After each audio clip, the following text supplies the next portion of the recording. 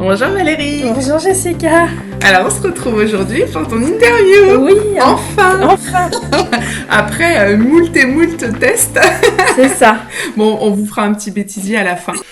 Alors, du coup, petite interview, donc pour te présenter ton activité, hein, comme donc les autres thérapeutes qui ont accepté de participer à ce projet.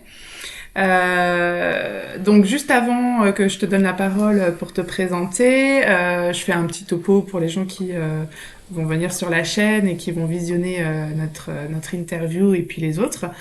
Donc l'idée du projet en fait, hein, c'était de faire connaître les thérapeutes de ma région, les gens que je connais, les gens avec qui j'ai déjà travaillé, les gens avec qui j'ai déjà fait des échanges, et puis même d'autres personnes que je ne connais pas forcément moi personnellement, mais qui sont à leur compte.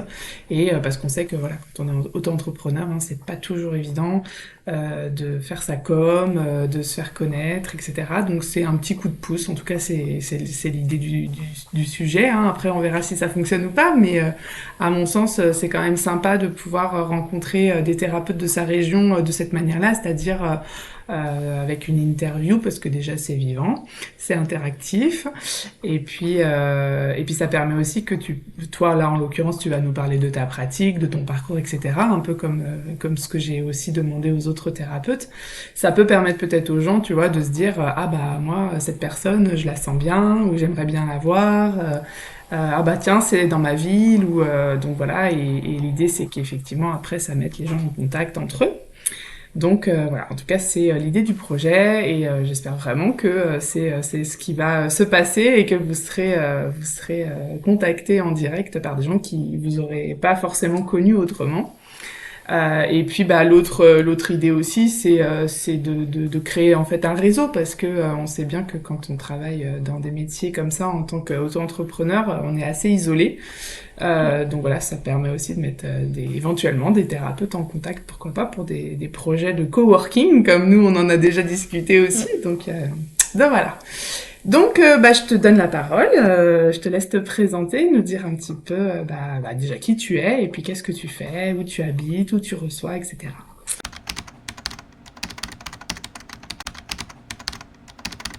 Donc déjà, je te remercie Jessica de m'avoir proposé cette interview, d'avoir insisté pour pouvoir la faire, parce que c'est vrai que c'était assez compliqué le démarrage. Ouais, c'est vrai. Donc j'espère qu'on a trouvé le bon format et la bonne façon de faire. Ouais. Et donc moi je me présente, je m'appelle Valérie Lefebvre, je suis praticienne en massage bien-être depuis 3 ans. Et je suis située à Vers-Saint-Denis en Seine-et-Marne, proche de Melun, donc c'est à 10 minutes de Melun. Et je pratique chez moi, donc à mon domicile, sur des massages sur table. J'ai plusieurs types de massages, avec huile ou sans huile. Et je reçois ici. Je fais aussi du domicile ou du massage en entreprise pour le massage assis. D'accord. Voilà, qui reste un petit peu plus ponctuel, mais ça se développe quand même pas mal. Et donc sur la carte des massages sur table, j'ai une 10-15 massages différents peut-être, que je vous invite à aller découvrir sur le site internet. On met tout en dessous. Voilà, on pourra en reparler après, peut-être plus en détail, mais ils ont tous leurs spécificités, leurs avantages, donc il y en a toujours un qui va plus parler à certaines personnes que d'autres. Ouais, c'est clair, et c'est ça qui est intéressant aussi là, c'est que du coup on peut en discuter. Moi je vais te poser des questions, je sais il y en a quelques-uns que j'ai testés aussi, dont je pourrais éventuellement parler aussi, mais c'est vrai que c'est le massage bien-être, c'est assez vaste en fait, donc et en fait il y a plein de pratiques. Exactement. Donc l'idée c'est vraiment que, parce qu'il y aura d'autres masseurs en fait qui vont être interviewés sur cette chaîne, mais vous avez chacun vos particularités. Déjà on n'est pas toujours on n'est pas formé au même endroit, donc ce sont des approches différentes, et puis il y a tellement de diversité bah voilà, c'est vrai que des fois, se dire est-ce que je vais faire celui-là ou celui-là, c'est pas toujours évident, et surtout si on les connaît pas en fait. Donc voilà, ça peut permettre d'en découvrir de nouveaux, parce qu'en effet, moi j'en ai découvert sur ta carte que j'avais jamais vu ailleurs qui sont très exotiques, donc voilà, très sympa. C'est ça. Alors, avant qu'on rentre vraiment dans le vif du sujet à propos des massages que tu pratiques et que tu proposes, est-ce que tu peux nous en dire un petit peu plus sur ton parcours en fait, parce que j'imagine que le massage n'est pas ton métier d'origine, ou en tout cas, c'est pas ta première activité professionnelle.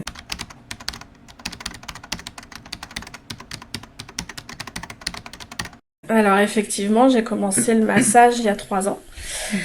Et auparavant, j'étais commerciale en matériel médical. Pendant 20 ans, j'ai vendu du matériel médical. Donc après, effectivement, durant ma carrière, j'ai évolué, etc. Sur la fin, j'étais plus spécialisée sur la vente et la conception de fauteuils roulants. Et aussi l'aide à la posture. Donc ce qui me permet aujourd'hui, en fait, de pouvoir donner des conseils en cabinet sur les postures qu'on peut avoir au quotidien et qui peuvent quelquefois entraîner certaines douleurs que je rencontre beaucoup.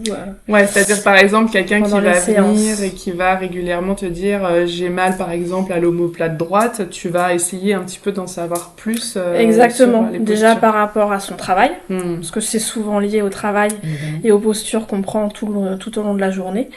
Et donc effectivement, souvent quand on a des problèmes au niveau des trapèzes, cervicales, etc., c'est qu'on fait beaucoup d'ordinateurs, donc il y a beaucoup de tension ici à ce niveau-là. Donc bon, voilà, c'est un exemple parmi d'autres. Ouais.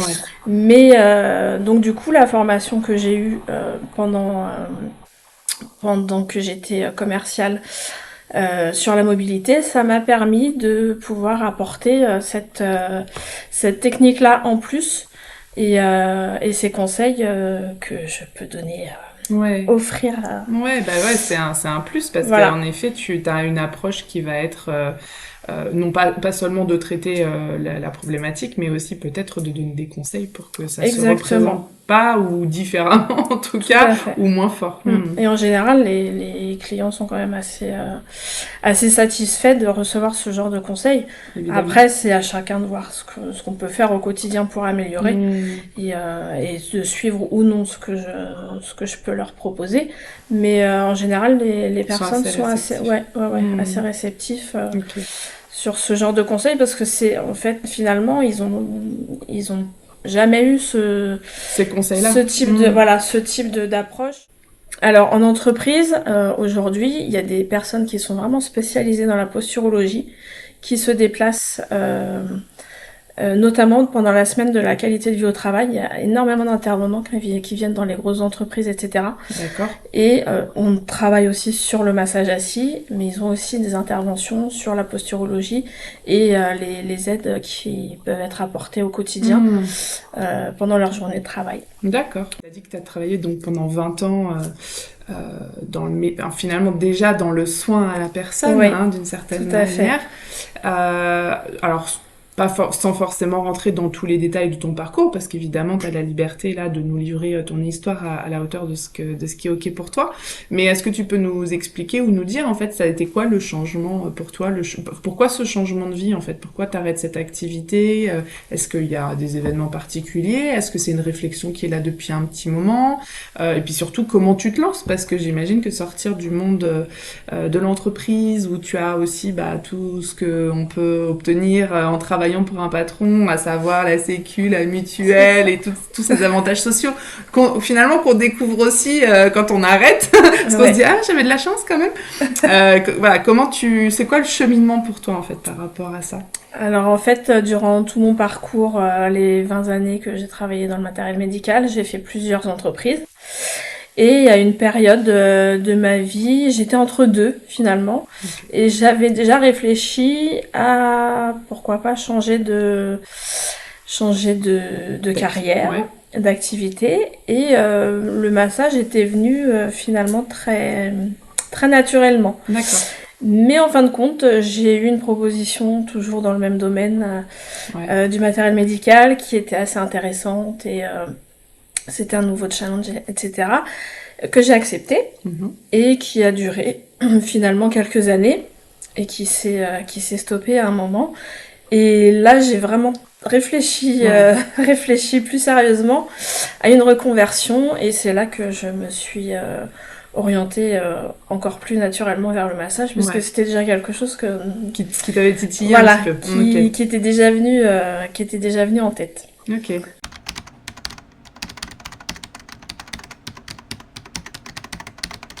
Ça a été quoi le parcours de recherche d'école et tout ça? Parce que moi je sais que, alors j'ai une formation de massage comme toi, bien-être, et pour le coup c'est pareil, c'est quelque chose qui a, alors moi ça a mûri en beaucoup moins de temps que toi, parce que finalement je pensais pas que j'irais vers le massage, mais bon voilà, on en parlera peut-être à une autre occasion. Mais par contre c'est vrai qu'il y a cette recherche de où je vais me former, et puis quand on connaît pas forcément, si on n'a pas de personne dans notre entourage qui connaît les organismes de formation ou les écoles, ça peut être un peu le parcours du combattant. Donc toi, comment ça s'est passé pour toi? C'était tout à fait ça, c'était le parcours du combattant. C'était très compliqué, en plus je souhaitais me faire financer cette formation, donc à partir du moment où on cherche des financements, il y a des établissements précis qui sont plus favorisés que d'autres, etc. Donc finalement, après des semaines, voire presque des mois de recherche, j'ai trouvé un institut qui proposait un diplôme reconnu par l'État en plus. C'est le seul institut en France qui propose ce type de formation avec un diplôme à la clé. Donc du coup, je suis diplômée en pratique de massage bien-être. C'est un RNCP, hein, c'est ça? Exactement. Et donc voilà, donc j'ai trouvé cette école et le financement a été accepté, etc. Donc après c'est venu naturellement. Et dans cette formation, effectivement, il y avait une palette de massages assez importante et très intéressante.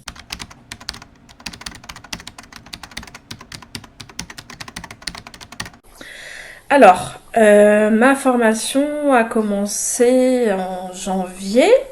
Et puis en mars, nous avons eu les commencements des confinements.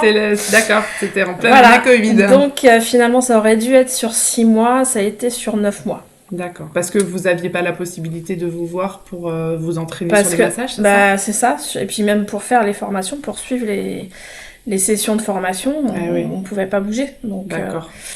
Apprendre le massage à distance, c'est quand même assez compliqué. Ouais, c'est sûr, c'est sûr. Et c'était sous quel format? C'était sur par exemple, 3-4 jours d'affilée, puis des pauses? Enfin, parce que selon les écoles, c'est pareil, ils ont pas la même approche. En fait, comme il y avait pas mal de massages différents, effectivement, on avait, par exemple, une première session. Alors, au départ, on a un apprentissage de base sur la base du massage, en fait. On a eu aussi une formation en aromathérapie. Donc qui était hyper intéressante en plus.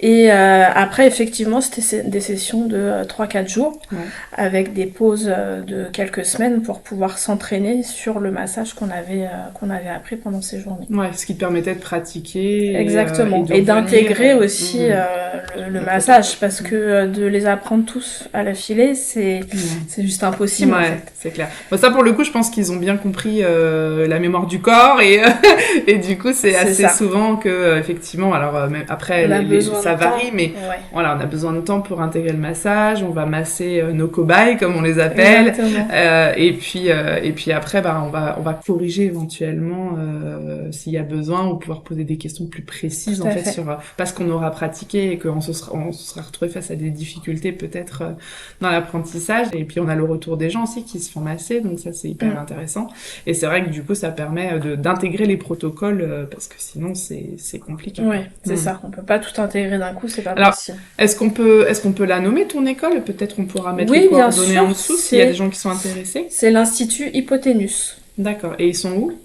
Alors, ils sont basés à Fréjus, mais après, il y a des sessions de formation un petit peu partout en France. Donc moi, j'étais sur Paris, c'était à Pantin. D'accord. Voilà. Okay. Donc ils ont plusieurs sessions de formation. Je crois qu'il y en a sur Bordeaux, il y en a en Bretagne aussi. Voilà, ils se développent vraiment sur toute la France. Et ils proposent aussi d'autres genres de formations. Il y a d'autres formations un petit peu plus spécifiques. Et il y a aussi une formation en massothérapeute. D'accord. Et c'est quoi la différence? Tu connais un petit peu, toi? Alors, le massothérapeute, en fait, ça va être le praticien en massage bien-être avec des spécificités en plus. D'accord. Et je sais que depuis qu'on a passé les diplômes, en tout cas, ils cherchent aussi à faire passer l'examen de massothérapeute en diplôme RNCP de la même façon que le praticien massage bien-être. Donc ils sont en cours de... Ouais, bah de toute façon, Voilà. de plus en plus d'écoles sont dans ce truc-là C'est parce ça, que pour que ce soit reconnu, parce bah que... oui, quand tu t'installes, sinon après ça peut être compliqué. Alors bon, généralement c'est au moins certifiant, c'est-à-dire qu'il y a vraiment il y a une preuve Oui, certifiée que tu as suivi une formation de tant d'heures, que c'est t'as ça. pratiqué tant d'heures, etc. Et puis, mais après c'est vrai que ça va plutôt être du coup la qualité, enfin. La qualité de l'école peut varier en fait et la qualité des apprentissages. Donc le fait qu'ils arrivent à le faire valider en RNCP, moi je sais que là où je me suis formée, ils avaient aussi ils étaient en train de valider en fait le RNCP pour la formation massage du monde. Et c'est vrai que bah du coup ça attire aussi des gens parce que Bien bah sûr. les gens ont envie de pouvoir s'installer à leur compte derrière. Ça apporte une valeur ajoutée et c'est vrai que nous on a passé vraiment un examen. On a eu un examen théorique, un Ouais, nous examen aussi. Ouais. pratique. Donc vraiment, si on n'était pas capable de retranscrire le massage dans sa globalité, on n'avait pas l'examen. Ouais. Ça c'est sûr que c'est. Donc c'est hyper intéressant parce qu'aujourd'hui, c'est vrai que des masseurs, Oui, il y a des gens qui font il des y a un formations petit sur peu, 2 jours, voilà, il sur y a un petit peu tous les ouais. niveaux, il y a un petit peu tout Mm. et Alors autant je pense, je sais pas ce que t'en penses, mais moi je me dis voilà, si t'as fait une formation massage, comme tu disais, avec un examen à la fois théorique en fait, hein, sur tout ce qu'on peut apprendre autour de la pratique du massage et des choses à savoir, et ensuite sur les protocoles, etc. Et que après dans ton parcours tu fais une formation de 3 4 jours pour apprendre un bien nouveau sûr, protocole et l'intégrer, bien etc. sûr, c'est complètement C'est différent. faisable, mais c'est vrai qu'il faut quand même avoir cette base de formation. Et Tout à puis, fait. bah, parce que on le sait, dans la pratique, il y a quand même des choses qui se devinent pas en fait et qu'on a C'est besoin ça. de comprendre pour recevoir au mieux. Donc, Exactement. ok. Et donc du coup, tu te formes, tu te lances direct en auto-entreprise. Du coup, c'est ça, t'es en C'est ça. auto-entrepreneur aujourd'hui? Exactement, parce que bon, à l'époque, quand j'ai commencé la formation, Mm. j'avais plus de travail, donc Mm. Tu bénéficiais du chômage du coup j'étais ou... encore, alors à l'époque, quand j'ai commencé la formation et même à la fin, il me restait encore un petit peu de chômage. D'accord. Mais du coup, avec tous les confinements, Mm. les arrêts, les cessations d'activité, etc., ça a été assez compliqué de se lancer. Ouais, Mais j'imagine. moi, mon projet était prévu comme ça en fait. Ouais, Donc ça a été plus difficile que ce que j'aurais aimé et ce que j'avais bien sûr. imaginé. Mais je me suis quand même lancée. Donc j'ai ouvert mon auto-entreprise Ouais. tout de suite après avoir eu mon diplôme. Mhm. Et je me suis lancée direct dedans, dans le grand bain, Ouais. sans les bouées. C'est quoi les premières difficultés que tu as rencontrées alors, au-delà de, évidemment, hein, la période qui n'était pas très favorable à l'auto-entrepreneuriat pour le coup.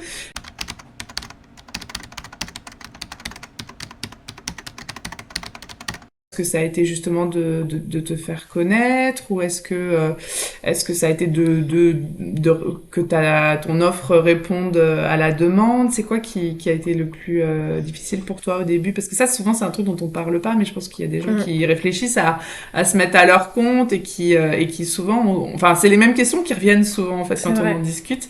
Et je me dis que bah, ça peut être aussi l'occasion, tu vois, de donner quelques petites pistes en fait de réflexion, pourquoi pas.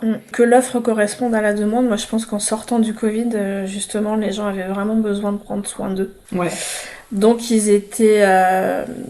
alors certains, parce qu'il y en a encore qui étaient très frileux par rapport aux masques, aux prises de distance, Bien etc. sûr. Donc là, c'était quand même hyper compliqué de travailler dans des conditions comme ça. Mmh. Parce qu'au départ, on massait quand même avec les masques. Mmh.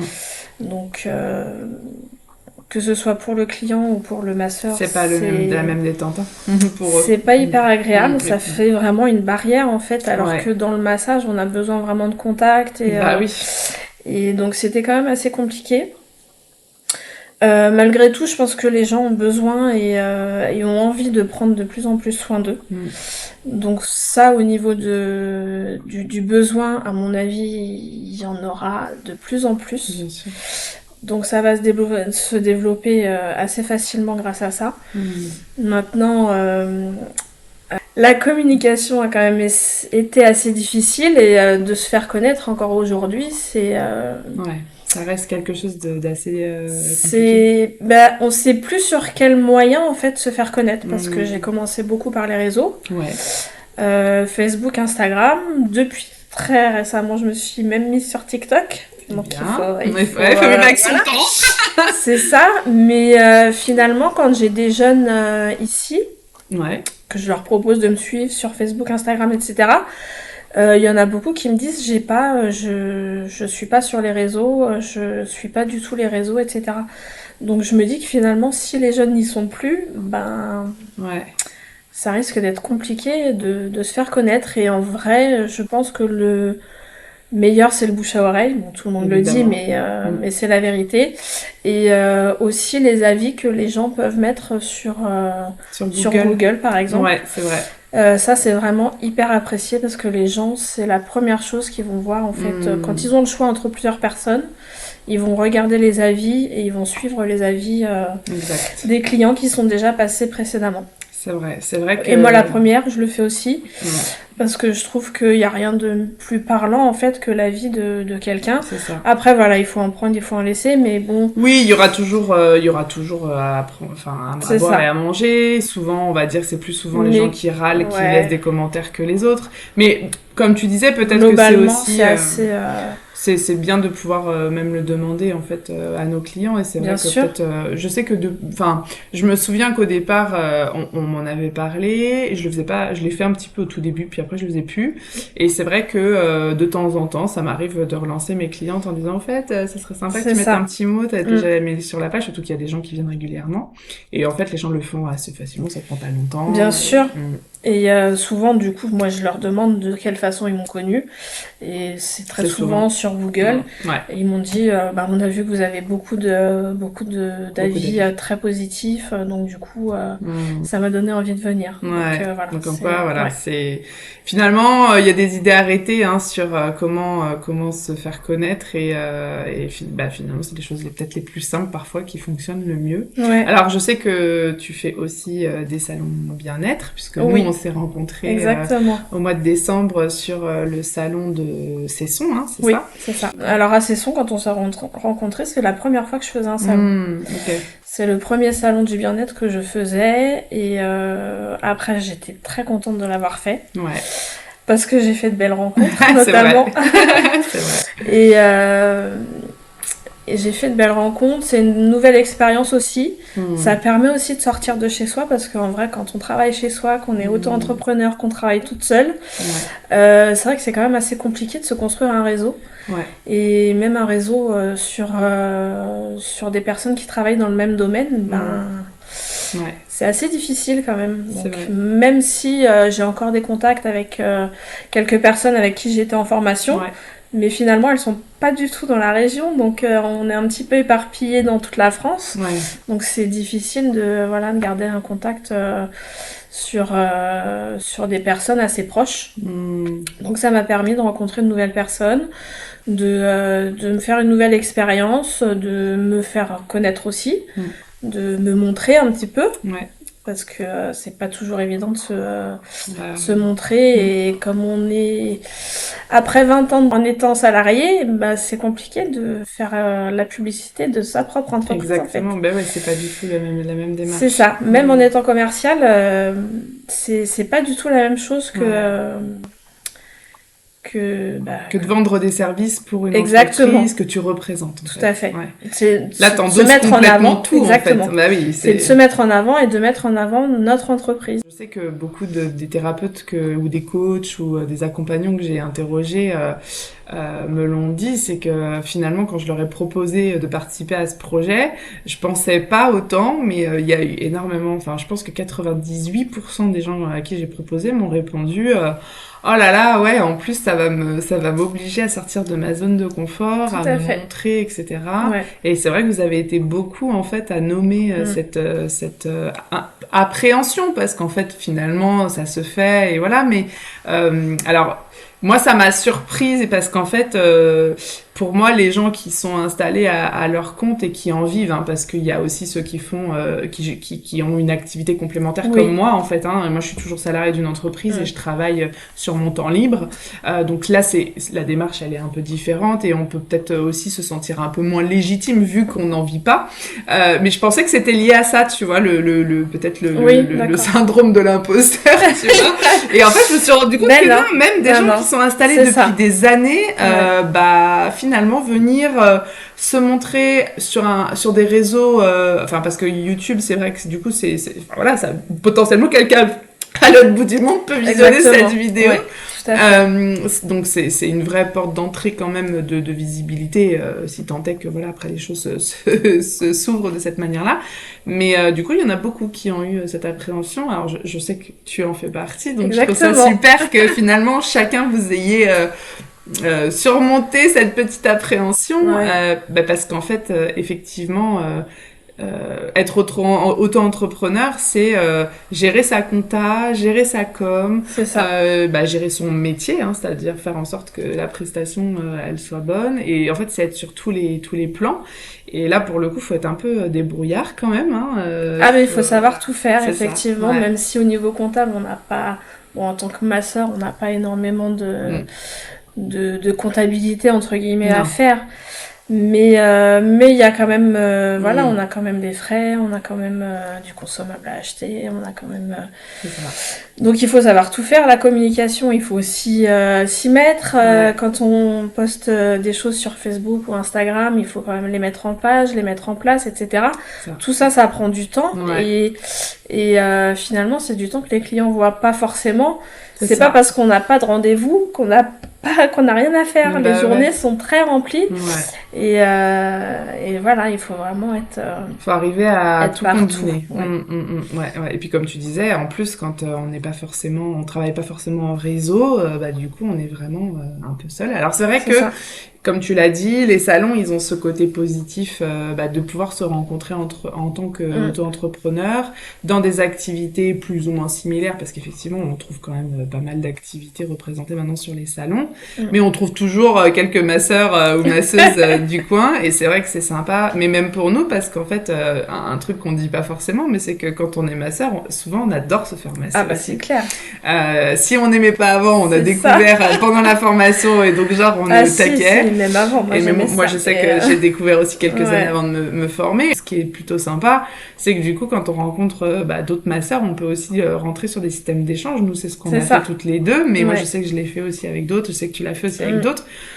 C'est sympa, ça permet déjà de découvrir d'autres pratiques, et puis ça permet d'avoir accès aussi nous à ce bien-être dont on a besoin. Et donc pour ceux qui éventuellement se mettent à leur compte et qui sont dans les métiers du bien-être et de l'accompagnement, sachez qu'il y a souvent des salons bien-être dans les régions, ça se développe vraiment beaucoup. Nous en Seine-et-Marne, on commence à en avoir pas mal.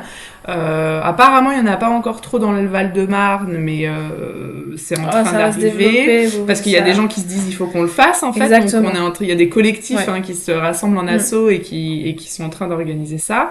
Je sais qu'il y en a dans le 91 aussi, puisque j'ai déjà eu quelques noms de salons dans les alentours. Je sais pas trop sur Paris, tu sais, il y a les grands salons. T'as les grands salons, effectivement, mais j'ai même vu aussi que à la foire de Paris cette année, ils ont fait une partie bien-être. D'accord. Ils ont vraiment dédié une partie au bien-être sur la foire de Paris. D'accord. Alors j'ai vu ça cette année, je sais pas si c'est nouveau ou... Alors voilà, à qui c'est ouvert, à quel tarif, etc. Il faudrait se renseigner pour savoir. Mais en tous les cas, dans les salons qui sont organisés soit par les communes, soit par des assos, c'est carrément abordable d'y participer sur un week-end. Et puis ça permet effectivement de créer du lien et tout ça. Donc faut pas hésiter à poser des candidatures. C'est vrai qu'au début c'est un petit peu difficile parce que quand on connaît pas le milieu, si on n'a pas rencontré quelqu'un qui peut nous aiguiller, nous dire à qui adresser les trucs et tout, on sait pas toujours comment faire. Mais moi je me souviens que pour ma part, quand j'ai compris que ça pouvait être parfois des villes qui organisaient, j'envoyais un mail à la mairie en disant est-ce que vous organisez des salons bien-être, et si oui, comment candidater. Et franchement j'ai toujours eu une réponse toujours très aimables d'ailleurs des agents de la mairie. Et pour la plupart, oui, ils organisaient, mais pas forcément tout de suite, donc ils nous gardaient dans les contacts et tout. Et c'est aussi un peu comme ça que j'ai pu commencer à avoir des contacts. Et puis évidemment, il y a les échanges, parce que nous on se tient au courant aussi. Après, une fois quand on a fait un et que tu connais quelques personnes, on se dit, ah t'as vu, il y a un salon à tel endroit. C'est ça. Voilà. Et même après, le fait de les visiter et de rencontrer de nouvelles personnes encore plus. C'est ça. Mais ça vaut vraiment le coup. Puis en plus, il y a aussi les rencontres avec les gens qui viennent sur les salons, les visiteurs. Bien sûr. Il y a toujours de beaux échanges et je pense que ça redonne aussi des fois un peu de sens à ce qu'on fait quand on a un petit coup de mou ou qu'on peut douter parce que on est des êtres humains et ça arrive à tout le monde. Donc foncez dans les salons bien-être. Oui, venez nous voir. C'est une super bonne, c'est un super bon plan. Puis en plus, franchement, sur les salons qui ont lieu en automne ou en fin d'hiver, les week-ends où il fait moche, c'est quand même sympa d'aller se ramasser, quoi. Alors du coup, pour continuer sur notre lancée, on va peut-être parler de quelques-uns de tes massages. Oui. Alors déjà, est-ce que tu peux nous redire un petit mot sur la notion de massage bien-être, parce que il y a tout type, enfin il y a différents types de massages. D'ailleurs, tout à l'heure tu as parlé de massothérapie, c'est ça? Oui. Il y a des kinés, et il y a des ostéopathes et des chiropracticiens qui font des fois un peu de massage. Bien sûr. Qu'est-ce qui nous différencie nous en tant que finalement praticien en massage bien-être selon toi? Enfin, comment tu l'expliquerais toi avec ta pratique aujourd'hui?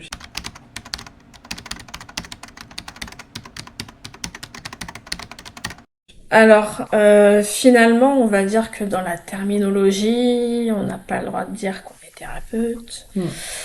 Donc, on va juste apporter de la détente, de la relaxation, un temps pour soi, voilà. Mais finalement, moi, personnellement, je pense que quel que soit le massage, il y a toujours une partie de thérapeutique. Thérapeutique entre guillemets. Parce que déjà, le fait de prendre soin de soi, c'est déjà la première thérapie. C'est clair. Et puis quand on masse quelqu'un, on va sentir parfois quelques tensions un peu plus fortes à certains endroits. On peut travailler un peu plus sur certaines zones, etc. Et du coup, ça peut faire partir certaines douleurs et certains inconforts que les gens ont au quotidien. Exactement. Voilà. Et c'est souvent les clients, quand ils repartent d'ici, ils arrivent avec certaines douleurs et quand ils repartent, ils en ont plus ou moins en tout cas. Donc voilà. Mais c'est vrai que on n'a pas le droit de dire que c'est de la thérapie, mais finalement... c'est tout ça, c'est qu'une question. C'en est quand même un petit peu. Évidemment, on n'est pas des médecins et par ailleurs, on encourage les gens qui ont des problèmes à aller toujours consulter pour s'assurer qu'il n'y a pas d'autres problèmes. Mais parfois, quand on a juste une contracture musculaire, un bon massage et un peu de chaleur, c'est ce qui va faire le job, quoi. Et c'est vrai que nous, on intervient finalement peut-être un petit peu aussi, comme beaucoup de médecines alternatives, en prévention ou en soutien, en fait, de tout ce qu'on peut appeler l'aspect santé. Parce que quand on va se faire masser régulièrement, que ce soit pour le drainage, que ce soit pour le sommeil, que ce soit pour la partie musculaire, etc., on va permettre au corps un certain nombre de choses qui, si du coup c'est fait régulièrement, ne vont pas générer des problématiques derrière, en fait. Exactement. Et donc c'est en ça que nous, on sait qu'il y a un aspect thérapeutique, un aspect soin, en fait, du corps. C'est ça. Mais après, je suis sûre que si tu questionnes des sportifs, ils vont te dire qu'un massage, c'est une vraie thérapie. C'est clair. Ça, c'est sûr que ce soit avant ou après le sport, les grands sportifs se font toujours masser et pour eux, c'est hyper important, quoi. C'est clair. Ça évite énormément de blessures. Ou ça aide à récupérer. Aide à récupérer, voilà. Donc, Alors, donc justement, il existe plein de massages différents. Oui. Plein de techniques différentes qui nous viennent de partout dans le monde. C'est ça. Et donc, toi, dans ta formation, comme tu disais, t'en as eu entre 10 et 15 à peu près sur ta carte, si tu les comptabilises tous. Est-ce que, du coup, tu peux peut-être nous parler, alors, peut-être de ceux qui te sont demandés le plus et peut-être nous dire pourquoi c'est ceux-là, selon toi, qui sont demandés le plus? Est-ce que c'est par manque de connaissance des autres ou est-ce que c'est parce que véritablement ça correspond au plus grand nombre? Ce serait quoi, par exemple, le massage que tu fais vraiment le plus souvent? Alors aujourd'hui, je pense que c'est le massage intuitif. D'accord. Alors, qu'est-ce que c'est que le massage intuitif? intuitif? Alors, le massage intuitif, finalement, c'est un massage qui va être personnalisé par rapport au client qui viendra le jour du rendez-vous avec certaines problématiques. Donc, on va avoir un échange avant le massage, savoir s'il a des douleurs, etc. Et finalement, ça va être un massage qui sera pour lui le jour du rendez-vous. C'est-à-dire que personne d'autre n'aura ce massage et lui-même, s'il revient 2 semaines ou 2 mois après, il n'aura pas forcément le même massage parce que ça sera quelque chose dont il aura besoin ce jour-là. Et moi aussi, quand je vais pouvoir ressentir certaines tensions, je vais travailler un peu plus dessus, etc. Donc ça sera vraiment le massage du sur-mesure en fait. Donc pour toi aussi, c'est le massage intuitif. Okay. Est-ce qu'il y en a d'autres que tu fais aussi assez souvent ou par période peut-être? Est-ce qu'il y a des massages qui reviennent peut-être plutôt l'hiver que l'été ou inversement? Oui, l'hiver plutôt les pierres chaudes. Parce que l'été, quand on a 30 ou 40 degrés dehors avec la grosse cuve, les pierres chaudes qui chauffent dans la salle, etc., c'est pas très agréable, ni pour le massé, ni pour le masseur. Ouais, c'est ça. Mais donc du coup, il est beaucoup plus apprécié l'hiver, mais par contre, il est très détente parce que avec la chaleur des pierres et la dureté des pierres, on va vraiment aller chercher en profondeur le muscle. Et du coup, il est hyper apprécié celui-ci. Mais plus l'hiver. Voilà, l'été, je vous le conseille pas. Vraiment pas.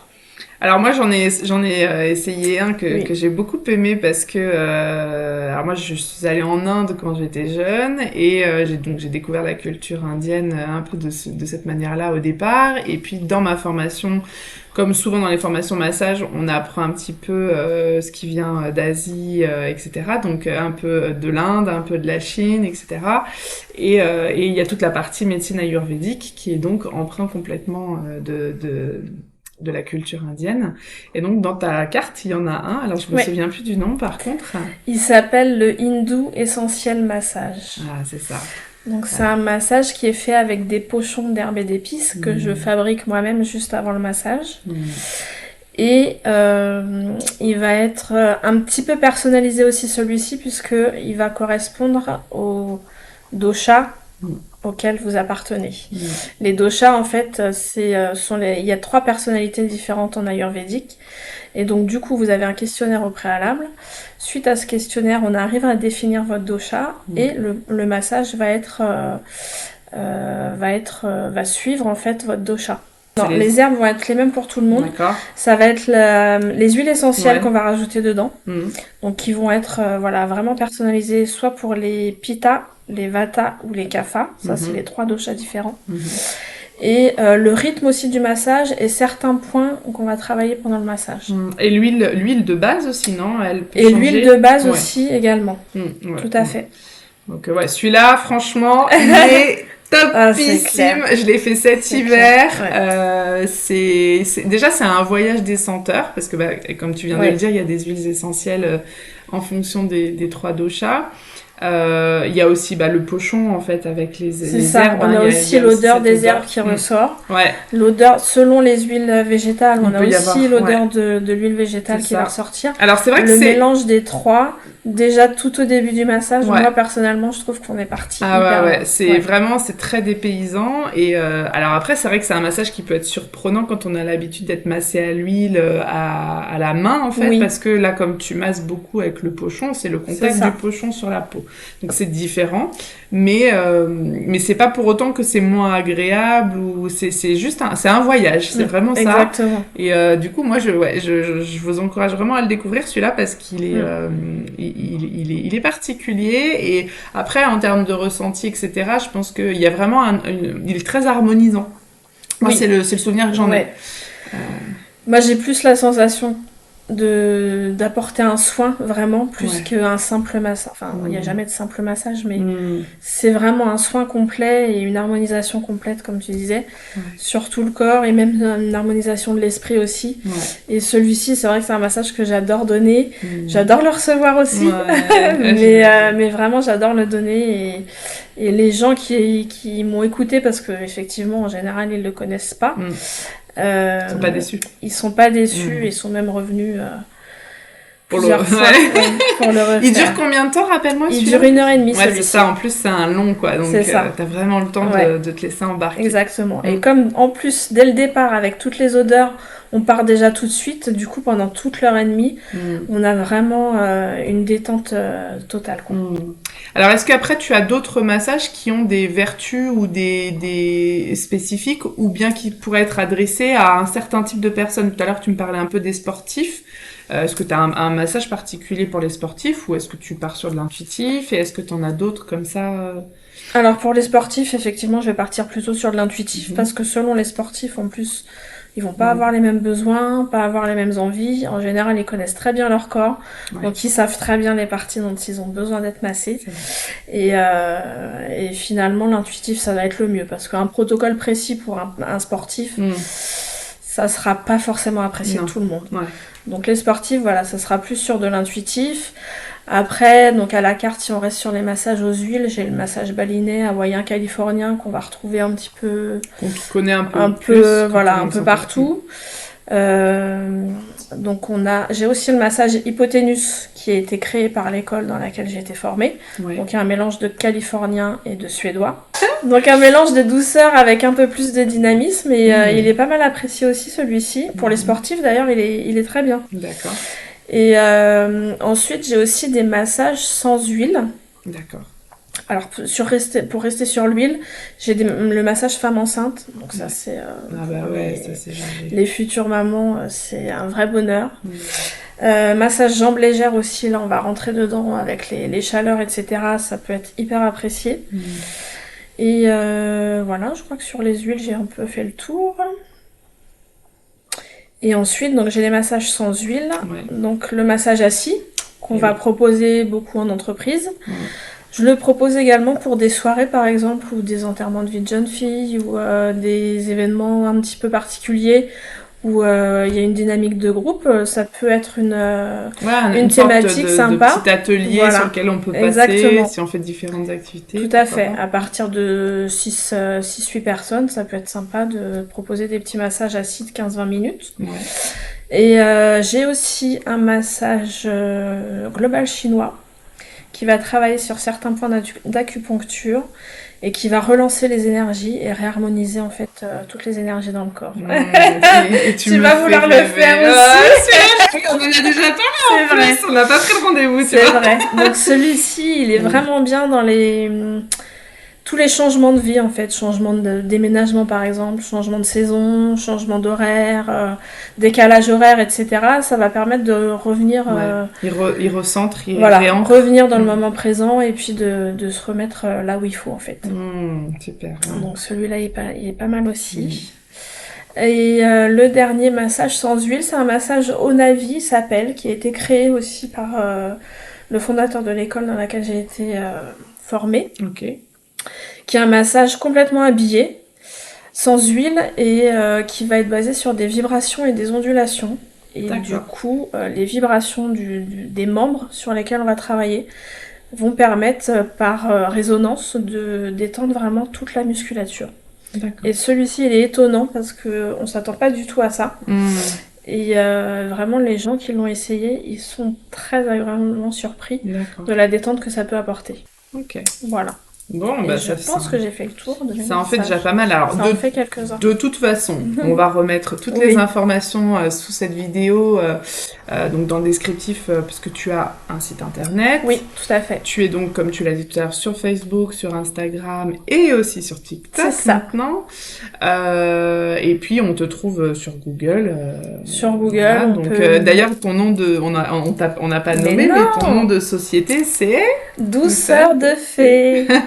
Voilà, donc à Vers-Saint-Denis, donc effectivement, si vous tapez Douceur de Fée à Vers-Saint-Denis, vous trouverez Valérie. Vous me trouvez tout de suite, sans problème. Ok, super. Alors, pour terminer, est-ce que... donc, comment on fait, du coup, si on veut prendre rendez-vous? Parce que, évidemment, on te trouve, ok, mais c'est quoi? On t'appelle, on peut réserver en ligne, c'est quoi les Alors, vous avez plusieurs possibilités. Soit vous m'appelez, soit par texto. Mais sinon, vous pouvez effectivement soit réserver sur Google directement, ou sur mon site internet. D'accord. Donc c'est une prise de rendez-vous en ligne. Exactement. Okay. Vous pouvez avoir accès à l'agenda et vous prenez le rendez-vous directement sur le site ou sur Google, comme vous voulez. Ok. En termes de moyens de paiement, qu'est-ce que tu acceptes? Parce que ça, selon les praticiens, c'est pas toujours... Alors, j'accepte espèces et carte bleue. D'accord. Voilà. Et comment ça se passe si on prend un rendez-vous et puis qu'on peut pas l'honorer pour X ou Y raison? Parce que ça peut arriver. Je sais que parfois ça arrive même un peu trop souvent. C'est ça. Est-ce que tu as une politique de décommander avant tant de temps? Enfin, comment ça se passe? De préférence, être prévenu 24 heures au moins à l'avance. Ouais. Voilà. Parce que en fait, ce qu'il faut savoir, quand on est praticien, on le sait, c'est que quand on reçoit pour un massage, il y a de la préparation. Il y a de la préparation de la salle, il y a la préparation parfois d'objets, puis il y a notre préparation en fait pour pouvoir recevoir. Et c'est vrai que tout ça prend du temps et parfois le fait de préparer et puis d'avoir une annulation de dernière minute, voire même des gens qui ne viennent juste pas au rendez-vous sans prévenir. Comme pour tout le monde, j'ai envie de dire, c'est déjà à la base c'est pas très respectueux, mais en plus, dans le cas où on a eu des choses à préparer et tout, c'est aussi une perte de temps. Puis potentiellement, ça a pris le créneau de quelqu'un d'autre. Exactement, c'est ça. Ça peut prendre aussi la place d'un autre. C'est ça. Donc c'est super important de penser à prévenir. Ça peut arriver à tout le monde de pas pouvoir honorer un rendez-vous, mais la moindre des choses, c'est quand même de le signaler au praticien le plus tôt possible pour qu'on puisse se retourner. C'est ça.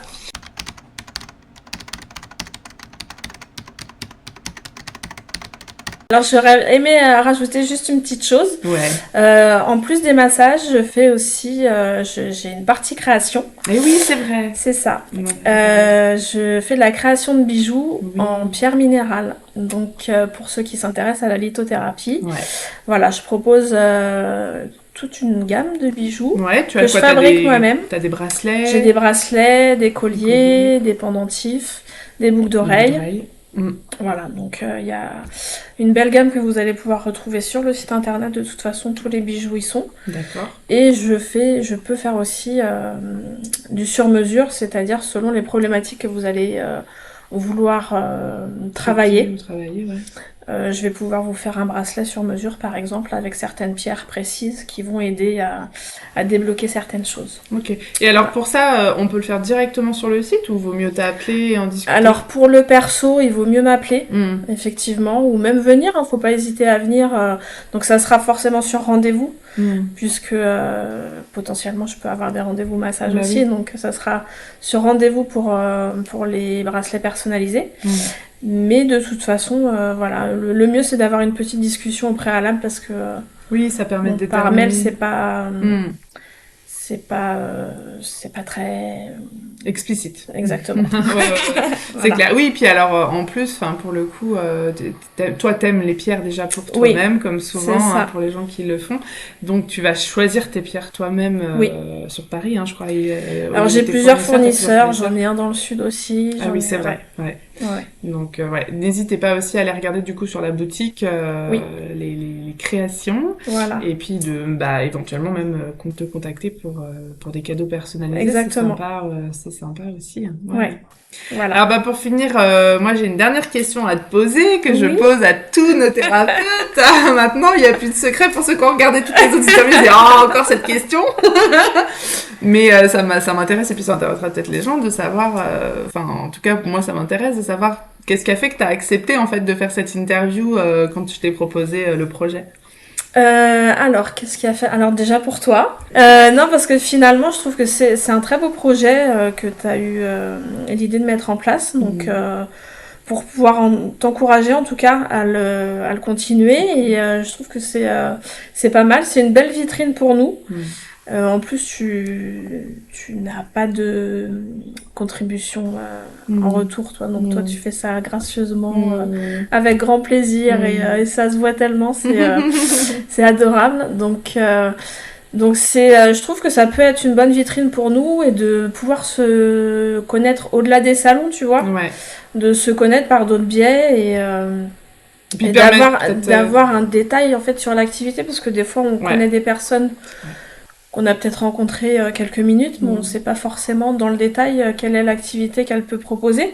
Donc ça peut être sympa. Et puis c'est une autre façon de pouvoir se faire connaître aussi du grand public et qui, pourquoi pas, va pouvoir voir fleurir beaucoup de thérapeutes. Ouais, on le souhaite en tout cas. Ouais. En tout cas, c'est vrai que c'est un projet qui est hyper sympa parce que en fait, moi, je suis très curieuse en plus de toutes ces thérapies alternatives depuis toujours. Donc, j'ai été déjà moi personnellement bien grattée un peu pour tester des trucs.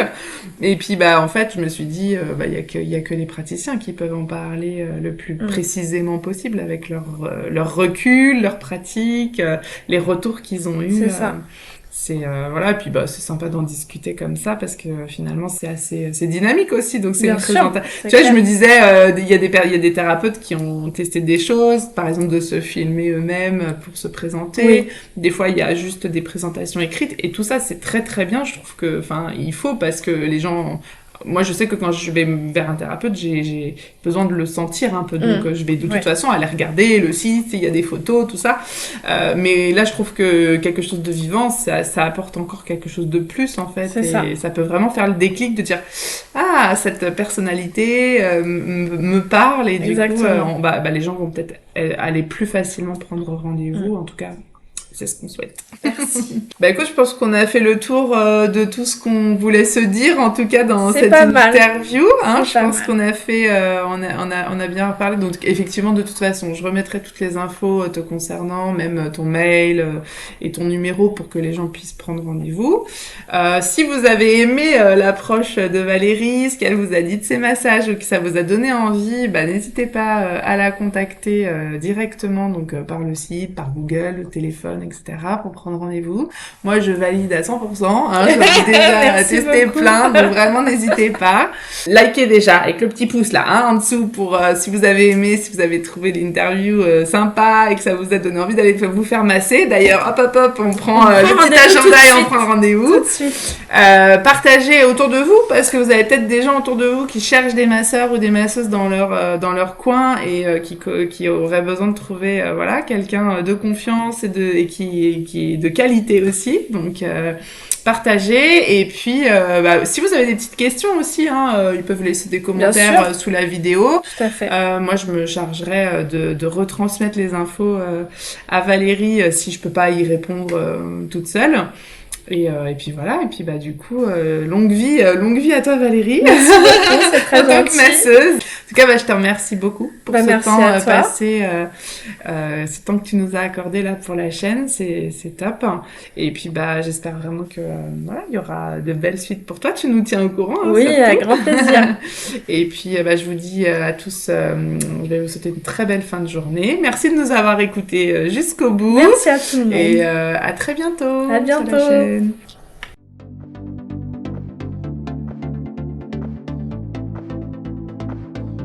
En fait, on a essayé à plusieurs reprises d'enregistrer cette interview. D'abord à distance, la technique ne voulait pas. Ensuite, on a essayé de changer de logiciel. Ça voulait toujours pas. Donc on s'est dit qu'on allait faire un nouveau format et c'est plutôt sympa. On change de format et du coup on va essayer. Ça devrait bien fonctionner normalement. Ouais, ça va le faire.